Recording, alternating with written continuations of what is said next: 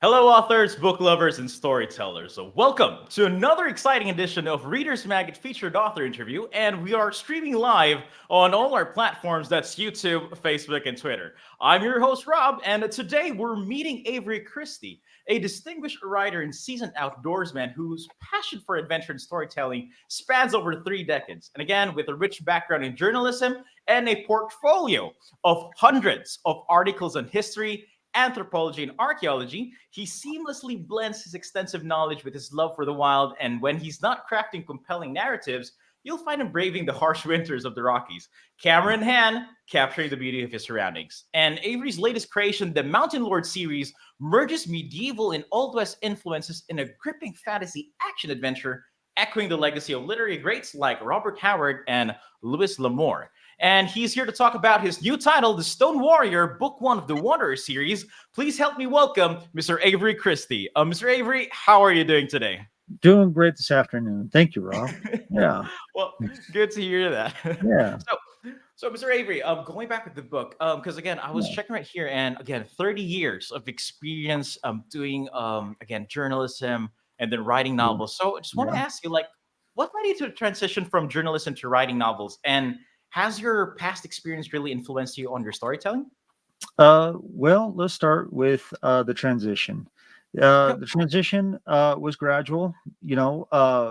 I, like many writers and authors, have been writing since I was very young. Got started really in high school. Had a few pats on the back, but nothing noteworthy. I did go to school for writing and journalism, and then also for archaeology and anthropology. Some years would go by before I got my break, and I was able to get a job as a reporter, a journalist, with a newspaper. And that's where I really began to become very serious about my writing. I really got to cut my teeth in terms of my style, my skill. And the entire time that I was, as a reporter journalist, in the background, I was having very fun writing with fiction. Nothing serious, though, yet. Mm-hmm. But times change, and the industry was changing. And I realized I needed to start building something for the future beyond this. And all through my life, writing has always been there with me. Whatever it is I'm doing for a job, for a paycheck, writing was always there. I was very thankful, very happy to have a job as a reporter and journalist because I'm making money and I'm writing, and that's a dream. But like I said, times are changing, so I decided to get serious about fiction writing. And I had been, slowly working away on ideas for novels and such. And The Stone Warrior was one of those manuscripts. It had a different name, of course, and it had a lot of differences back then. So a lot of refinement. But as I transitioned from writing journalism, I really got serious about getting into publishing. So now the archaeology and the anthropology that you mentioned, that has really also been there too. I've always been fascinated with history, and that has helped me to enrich my fiction writing, not just with world building, but with events, characterization, setting, so on and so forth. And so then when I left with journalism, I already had, pretty good writing skills. Not to, pat myself on the back too hard here. Okay. But then I really began to refine my fiction novels.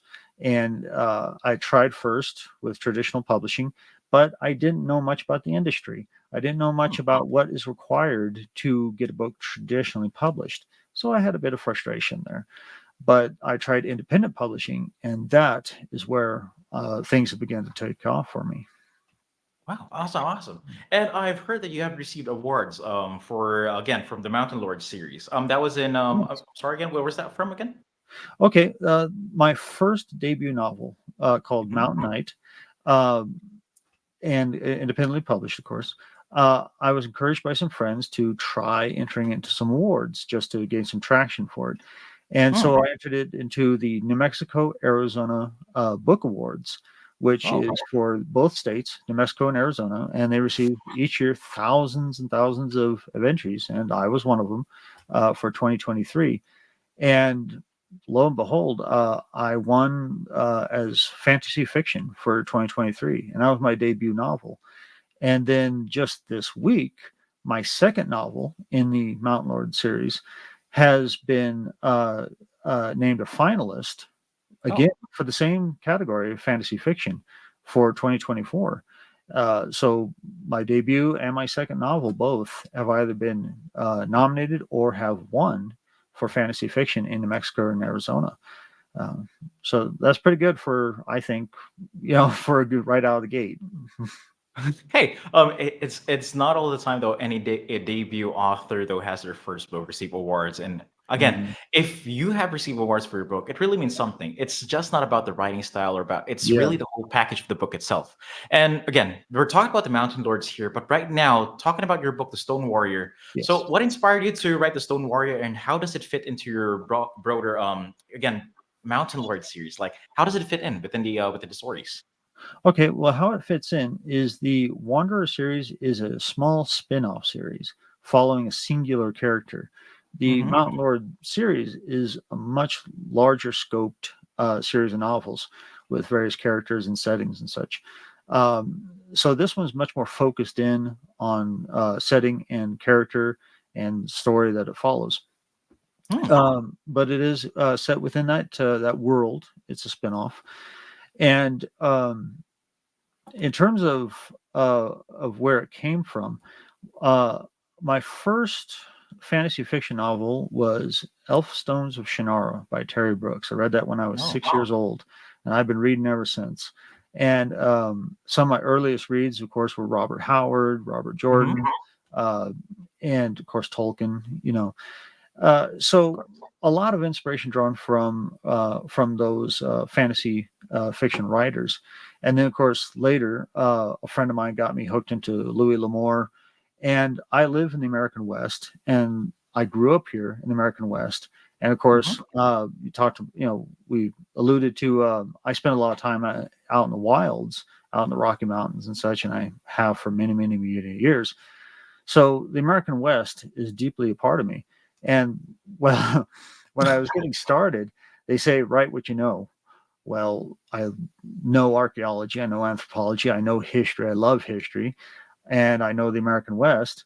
And Mm-hmm. so I just blended the two together. So here we have the Mountain Lord series and the Stone Warrior, a combination of the classic American West stories mixed with medieval European style flair, and and you'll see a lot of that all throughout the novels. You'll see we have castles, but then we also have cattle drives and chuck wagons and stagecoaches and Native American tribes. A lot of things of the American West, and yet we have these knights in armor and a lot of that flavor of the and the Stone Mm-hmm. Warriors is incorporates all of those elements, all those themes, Okay. as it follows the character through the series.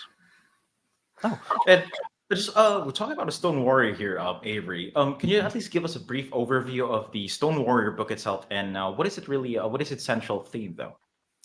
Its central theme is just to is following the main character.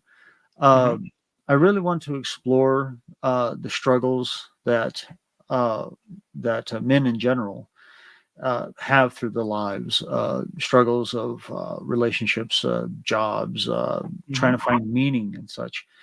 And one of the themes is the natural world through all my novels. Of course, I'm an avid outdoorsman, Yeah. so it's not only just a setting; it's the wilderness is actually sort of like a character in all of my novels, and uh, so there's a lot of that element of self-discovery with the main character, and he is able to step away from all the external influences into the wilderness from time to time to have that those moments of self-discovery. And then of course he comes back into society and life and relationships and jobs and such, and how he handles that. So there's a lot of these themes of just self-discovery and understanding of society and our place in it. Those are the deepest themes, I should say. Wow, wow. And because going back with the theme though, the book itself, Mhm. again, we're following the main character. Character development as well is really essential when it comes to storytelling, mapping out the outline, how the story goes. Especially though, if ever you're looking into a series, Yes, again, anything comes and goes, but again, it's always on how you map out the whole story and how it starts, how it ends. But again, yes, it's how you can make sure that the story would develop it might not be always seamless, but it should be yeah. something that how do we call that? It's more of a empowering way, and it can at least grip you. Again, Yeah. like the reason you want to turn pages of the book, if ever you are being part, it's more of a storytelling, following a narrative of another character, and you are part of that story. And Mhm. going back with the central themes, going back with background, and knowing about what you've done though, but is there any particular scene or elements in the book that you're really especially proud of? In this one, I'm about to say there's actually a few, and Oh, okay. they're the moments where the characters get to really just be human. Mm, Typically, they are humorous scenes. There are a few humorous scenes of character interaction, uh, and it's really just the characters being human. Just uh, either they're grumbling about something or they're talking about, well, we could have done that better or something. mhm. Um, and those scenes, I really am proud of the most. And there's a few in here because I just really enjoy the characters. I really love creating these characters. And so I'm gonna have to say there's actually about three or four. I'm not gonna pick any particular one, but there's three or four scenes in here I'm rather proud of, and hopefully people will pick the book up and find them, find Hey, those scenes. hey, if they would find those scenes, they would at least pinpoint like, okay, this is the scene. This is the scene that he Yeah, was talking about. And yeah. hey, if ever people want to grab a copy of your book though, and make sure that they can Hmm. read more about this. But again, we're talking about a book series here, and we're Hmm. talking about something that we would look forward to. So, Yes. do you have any upcoming projects or future plans related to your writing right now? I am working away almost nonstop on Hmm. the next books in the series. Now, for the Wanderer series, all of the books have already been mapped out. They've already been outlined. I've already gone through the whole character arc. All that's on paper, and I've got the books written out, rough draft. Let's say first draft for each one, and so now I'm just editing through and trying to get them published out there as soon as I can. So, in specifically, I am working on the next two. Book two is called Warrior of the Red Desert, and then the Oh, next one is Warrior of the Alpine. Now, of course, you can see there's a ongoing theme with the titles. So, you know, and that's books two and three. But then also at the exact same time, with my Mountain Lord series, I'm about getting ready to launch the next novel in that series, and that's called The Mountain Lord, and it's the direct sequel to Mountain okay. Knight, and it's going to be a bit larger. It's going to follow the same cast of characters from the Mountain Knight series. Hmm. So if anyone gets attached to the characters from that novel, they'll be happy to see him come back and continue the story of that. So yes, I have several projects that are just on the cusp of coming out here very soon, and that is what I'm working away at. Awesome, awesome. And I hope though we're not gonna be R. Martin without the characters that some Oh of your no, readers would love though. Hey, don't want to spoil anything. Don't want to tell oh no, anything. no, no. No, no. Writing is my passion. Always has been, and not just journalism or reporting, but fantasy fiction Mhm. writing. It's my passion. This is what I do.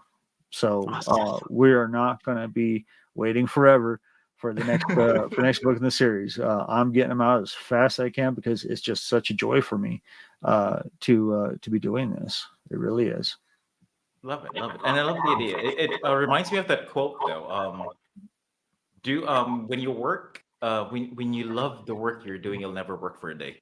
And Yeah. I really can sense that from you. Like you really love what you're doing.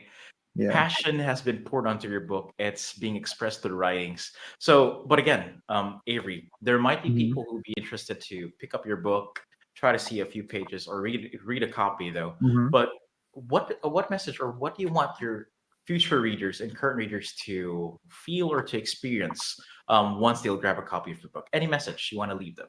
I hope they just enjoy it, that they have all the fun with reading it that I had with writing it.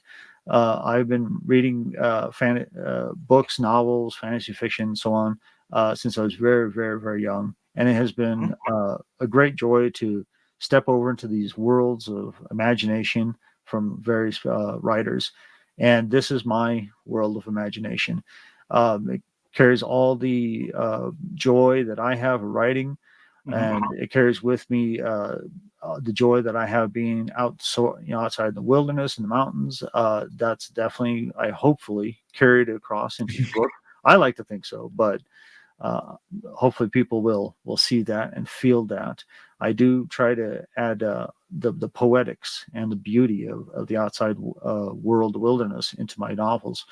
And then, of course, all of my background experience in terms of the world setting, Mhm. everything that I have done and everything that I've learned, I somehow get it into that world and the characters.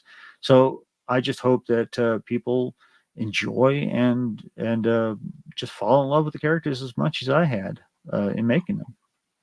Love it, love it. Okay, you know what? And again to all our viewers though and book lovers, so be sure to grab a copy of Avery Christie book. So if ever you want to get lost into his creative wilderness, again, the book Stone Warrior is available through Amazon and Barnes and Noble. And if you want to see more about his other books and see some updates so as well, feel free to drop on his website. Let me post that on screen. That's www.mountainlordsbooks.com. Again, that's Mhm. www.mountainlordsbooks.com. So, you know what? As we wrap up this conversation, Avery, I would really like to say thank you for Thank joining us you. today Thank and you. sharing your story and experiences. And again, we really appreciate your time.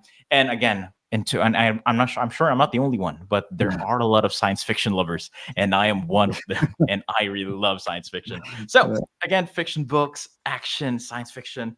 yep. It's Yeah. a whole lot of things though that I really want. And again, I'm seeing more. I want to see more of your work, and I Oh, believe thank you. some of our Thank you. viewers too would love to see Yeah. more. So, Avery, thank you very much for your time. Thank Really you, Rob. appreciate Thank you. it.